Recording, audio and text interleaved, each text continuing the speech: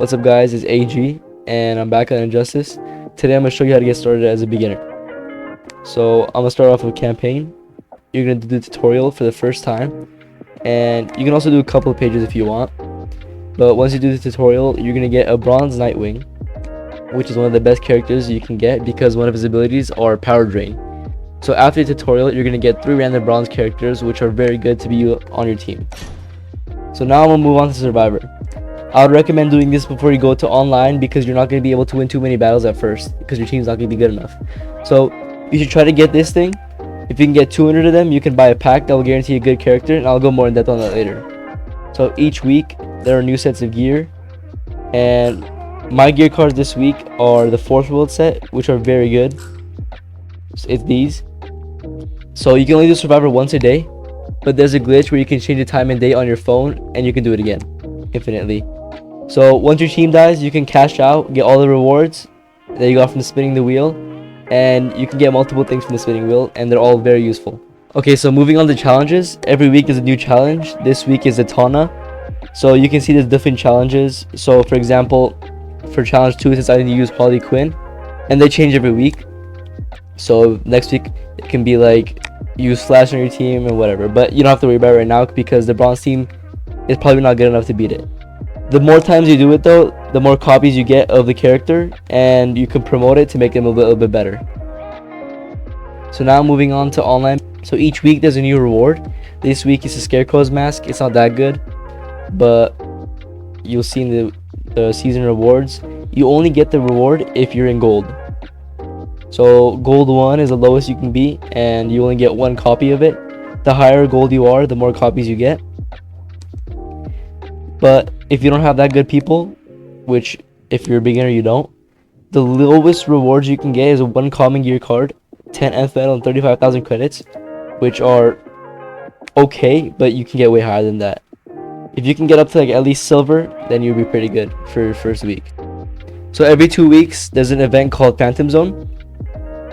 So you get a series of challenges. So for example, let me do veteran. One of the challenges are inflict 450,000 crit damage, and if I do that I'll get 60 credits. And if you look to the right, you'll see I'm 0 out of 1,000. So once I get to 1,000, I'll fight the boss, which is Ares in this case. And if you look at the top, I have 2 out of 5 crystals already. And once I get all 5 crystals, I can open up this portal, which will give me a player, which is one of these.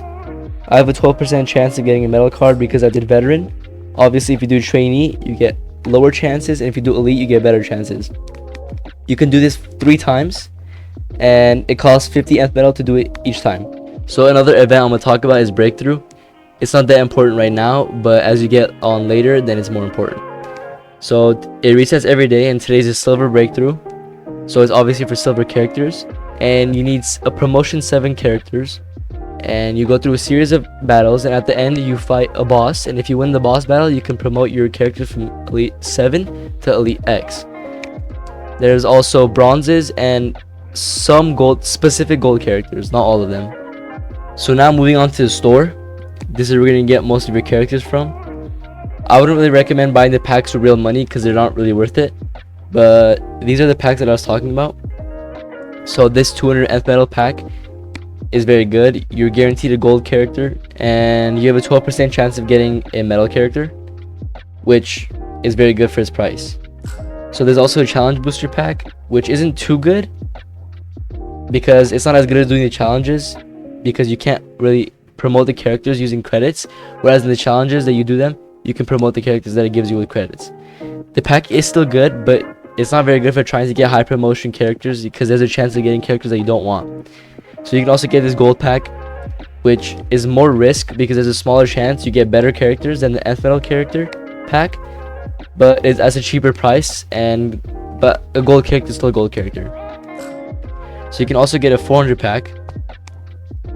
It's good for later in the game when you have a full gold team and you're trying to get medal characters because it has the best chances relative to its price. There's a 42% chance to get a medal character, which is very high, but there's also an 800 pack. It's not really worth it because it's double the price, and it's only a 60% chance of getting a medal character, but you also have a pretty good chance of getting 2 medal cards, and if you don't get a medal card, then you get a character from the online season. but I would still wouldn't recommend it unless you're way later in the game and you have extra nth metal to spend. So I wouldn't recommend getting silver or bronze booster packs, because if you go to the add characters tab, you can just get the character you want without any risk of getting someone else. So for example, if I want to get Insurgency Green Arrow, I click on him and get him for 9,000 credits. So there's also specific metal cap packs, which the Joker, Aquaman, Shazam one, and they're terrible because if you click on them, you'll see there's a 5% chance of getting a metal character, and it's not worth 300 F metal. So if you go back to the add characters tab, one of the characters I would recommend getting is Doomsday, the regular one, not the regime one, because his passive is that each kill he gets 50% of his health back. And another one is getting Green Lantern, the regime Green Lantern right here. Green Lantern.